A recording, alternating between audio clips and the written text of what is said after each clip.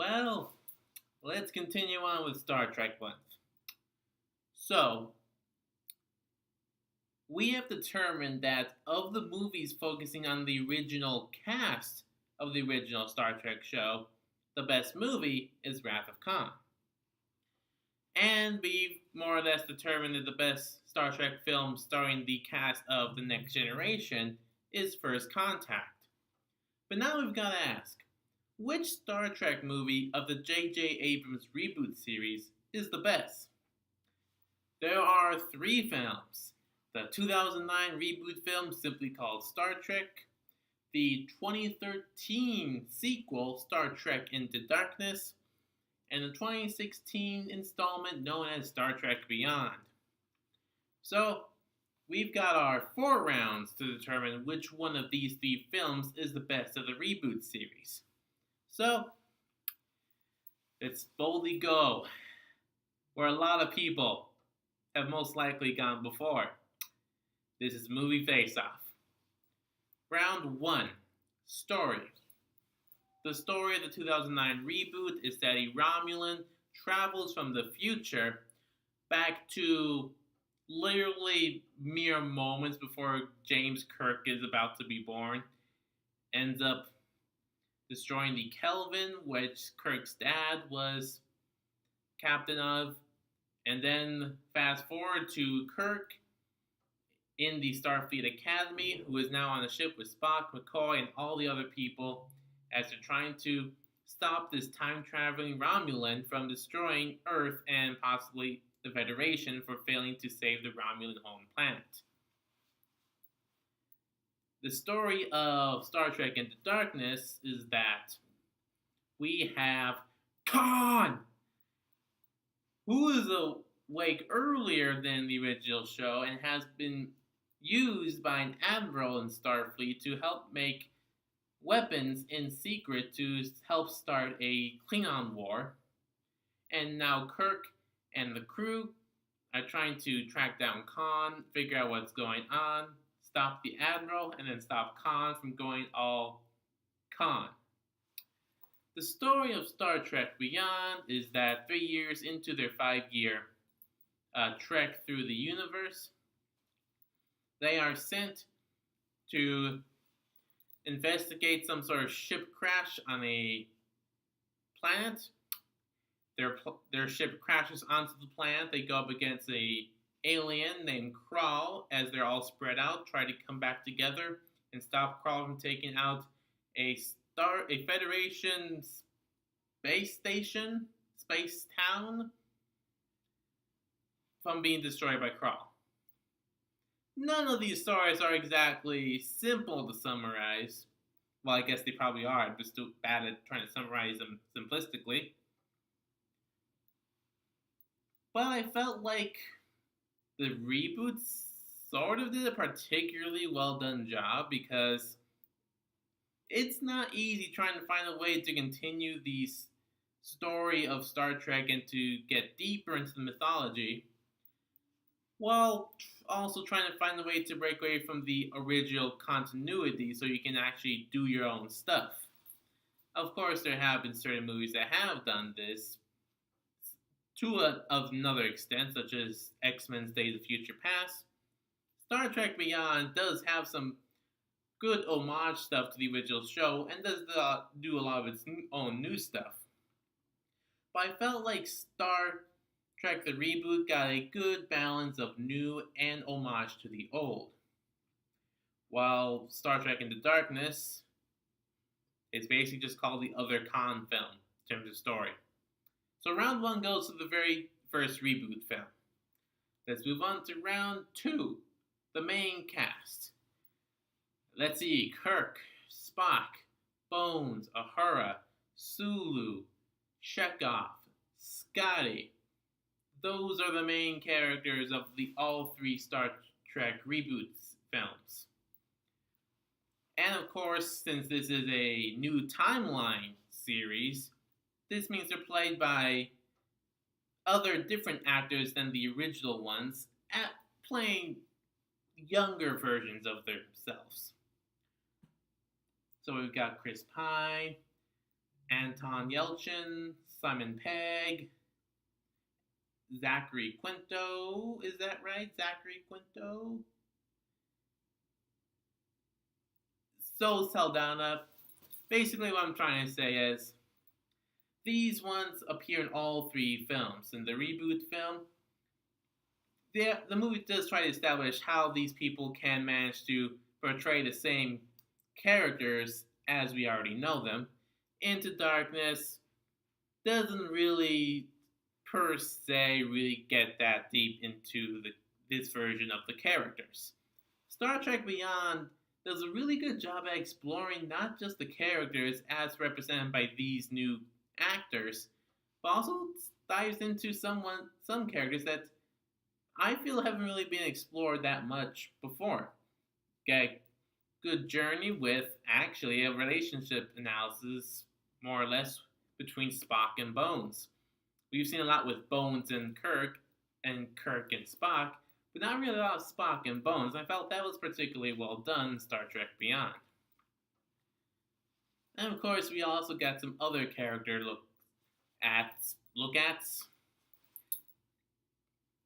overview of characters and in more in-depth ways in Star Trek Beyond than the other two films. So this round goes to Beyond. Sorry, dry lips today. Round 3, Villain. So on one end of the spectrum, you've got Captain Nero, the time-traveling Romulan of the first reboot film. Technically, he's not a good villain. He is enjoyable in a sort of cheesy way, a little bit. I mean, he's a Romulan, so of course he's going to be interesting to watch, but technically he's not really a good villain. In Into Darkness, we get a great villain with Khan, played this time by Benedict Cumberbatch. And while it is a little bit different from the original, and while I believe that the original Khan is better, Benedict does a great job with this character. And of course, in between these two ends of the spectrum, we have Krall of Star Trek Beyond. He's definitely a far superior villain to Captain Nero. But he's not on the same level of intimidation and veer as Khan of Into Darkness. I mean, he is a good villain. I did enjoy watching him. But it does take a little while to figure out why exactly Krall is doing what he's doing. And when you find out, you do actually understand, and you're like, okay, yeah, that's something I can understand and see. But with Khan, you figure that there's something big going on with him, and you're really pulled into him as a villain. So this round goes to Into Darkness. Alright. Fourth and final round. Uniqueness. Technically, I'm not sure that's a real word, but we're going with uniqueness for round 4, the final round. This is not really that... This is a little bit of a tricky round, since this is a reboot series, different timeline, free from continuity issues that may pop up with the original series and movies and other shows. So many other shows. But you also have to figure out a way to pay respect / do an homage of the original versions while also trying to find a way to do your own thing. Now, like I said with 2009, they did a good job of balancing the old with the new, but there was a little bit more focus on the old, if I have to be honest, in terms of having it stand out from other films. I mean, of course, this is a time travel film, explain how there's a new timeline, so of course there's going to be a lot of talk about what happened in the original timeline of Star Trek. And we really don't get that much of a look into this new timeline version of Star Trek, because that could be later explored in sequel films. So, while it did a good job in terms story wise, as an overall film, it does